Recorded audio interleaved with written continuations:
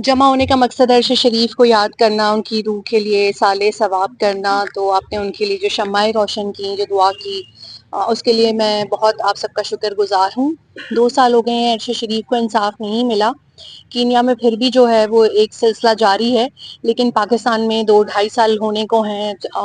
Supreme court में बिल्कुल ये मामला दबा हुआ है और हमारे केस की अगर हेयरिंग ही नहीं होगी तो फिर इंसाफ हमें कैसे मिलेगा। आज अगर मेरा आशियाना जला है तो कल किसी और का भी हो सकता है, क्योंकि जुल्म करने वाले तो उसी तरीके से ही मौजूद हैं। और अगर इसको नहीं रोका गया तो कल किसी और सहाफ़ी, एंकर या कॉलम निगार का जो है खुदा ना खास्ता नंबर होगा। और जितनी मैंने की है कोशिश या जितनी मैं कर रही हूँ, तो बस आप सबका साथ भी चाहिए, आप सबका ताउन भी चाहिए।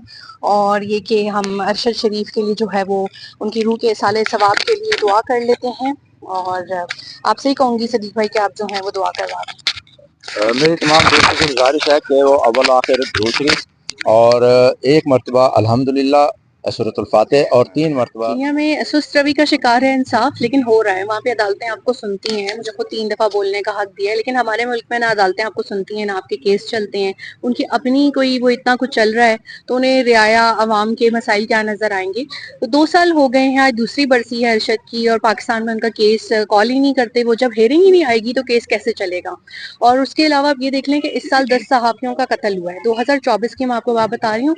हमारे मुल्क में कोई जंग नहीं हो रही, जंग की सूरत में इतनी बड़ी तादाद में सहाफी जो है वो शहीद होते हैं। अगर अरशद शरीफ को ही इंसाफ मिल गया होता, उनको हर आसानी से बचाया गया होता, तो ये सूरत हाल ना होती। अब उन 10 लोगों का जो खून है वो किसके हाथों पे है। मैंने पिटीशन दायर की है इस्लामाबाद हाई कोर्ट में अरशद शरीफ के केस को लेके जुडिशल कमीशन बनाने की और इन 10 सहाफियों के कत्ल की तहकीकात की। अब देखते हैं कि क्या होता है, क्योंकि सुप्रीम कोर्ट तो हमें बुलाने में दिलचस्पी नहीं रखता। अच्छा, आपको क्या लग रहा है जो सियासी जमातें, जब अरशद शरीफ को शहीद किया गया तो बड़े दावे किए जाते रहे तमाम जमातों की तरफ से कि हम जो है कातलों तक पहुंचेंगे, इंसाफ फराहम करेंगे, तो क्या सियासी जमातों का रिस्पांस कैसा लगा आपको? सियासी जमातों से हमारा कोई भी ताल्लुक नहीं है। मैं बेशक खुद भी सहाफ़ी हूँ, लेकिन मैं इतनी सोशल नहीं हूँ और मेरी इतनी दोस्तियां नहीं है, ना ही इदारों में, ना ही जो है वो सियासी जमातों में। अगर मेरे कोई साथी हैं तो वो सोशल मीडिया पे मौजूद हैं, वो डिजिटल मीडिया वाले हैं, या वो मेरे उम्र के जर्नलिस्ट हैं जो मेरा एक आप कह सकते हैं मिड कैरियर है। तो ऑफ कोर्स मैं उनसे जरूर एक सपोर्ट की उम्मीद रखती हूँ। बाकी लोगों से मैं बिल्कुल भी किसी किस्म की कोई सपोर्ट की उम्मीद नहीं रखती। बहुत शुक्रिया, थैंक यू सो मच।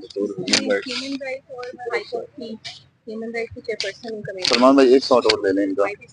और उनको उनकी जो शहादत है वो एक नया जोश और एक नया बलबला हम पूरे, बल्कि पाकिस्तान का ना कहें तो दुनिया का कहें तो ज़्यादा बेहतर है, दुनिया के मीडिया को, दुनिया के सहाफ़त को, और दुनिया में जो एक सिर्फ अटैचमेंट भी है जिसकी सहाफ़त के साथ है, जो मीडिया को समझता है, उसको वो एक नया जोश और नया जज्बा देगी है।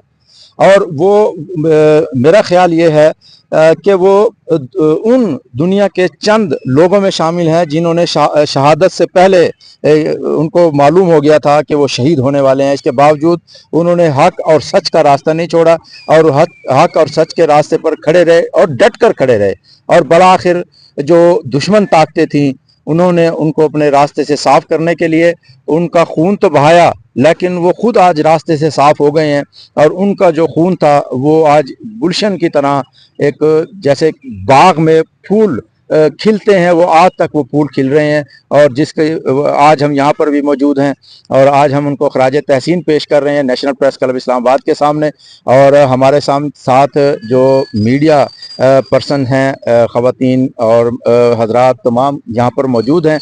ये खराजत अकीदत पेश करने के लिए यहाँ पर जमा हुए हैं। हमारे साथ उनकी वाइफ जवेरिया साहबा, जिन्होंने बड़ी बहादुरी और साबित कदमी के साथ डट कर एक उन ताकतों का मुकाबला किया, वो खड़ी रहीं जिन्होंने अपने हाथ सुर्ख किए। और ये मैं समझता हूँ ये खातून नहीं बल्कि ये सीसा पलाई दीवार बनकर, मर्दों से भी ज़्यादा मर्द बनकर इन्होंने उन हालात में मुकाबला। हमें मालूम है कि ये अगर कोई शायद कोई एक आम सा मर्द भी होता तो वो शायद यहाँ डट कर ना खड़ा होता। ये तो एक खातून होते हुए, जब ये घर से बाहर निकलने पर भी इनकी पाबंदी आयद की गई थी, इनको बाहर निकलने पर भी 10-20 लोग घर के बाहर खड़े होकर इनको धमकियाँ देते थे और अपने चेहरे दिखाते थे, तो उस वक्त भी ये डरी नहीं। आउज़ुबिल्लाहि मिनश्शैतानिर्रजीम, बिस्मिल्लाहिर्रहमानिर्रहीम। मैं सैयदा रिदाया बतूल एडवोकेट हूँ। मैं प्रेसिडेंट हूँ human right council of Pakistan की और चेयरपर्सन हूँ इस्लामाबाद की ह्यूमन राइट मॉनिटरिंग कमेटी की। यहाँ आज हमारा जमा होने का मकसद human right council of Pakistan का और उनके तमाम मेंबरान का अरशद शरीफ की फैमिली, उनकी अहलिया के गम में शरीक होना है और तमाम जो पाकिस्तान की आवाम है और हुकूमत वक्त है उनको ये मैसेज देना है कि खुदारा इम्प्लीमेंटेशन ऑफ लॉ बहुत ज़रूरी है हमारे लिए। इस किस्म की जो हम लॉस होते हैं हमारे जर्नलिस्ट का ये बहुत बड़ा लॉस है। हमने एक हीरो को लॉस्ट किया है और इनका लॉस नाकाबिले फरामोश है। इस किस्म की जो भी इम्प्लीमेंटेशन ऑफ लॉ बहुत ज़रूरी है और जो इस किस्म की चीज़ें हो रही हैं इनको अब हमें ख़त्म करना चाहिए। आखिर कब तक पाकिस्तान में ये सब कुछ होता रहेगा और इन इश्यूज़ को बिल्कुल भी कोई सियासी जो है वो नाम ना दिया जाए और इन पे एक्शन लिया जाए। बहुत शुक्रिया।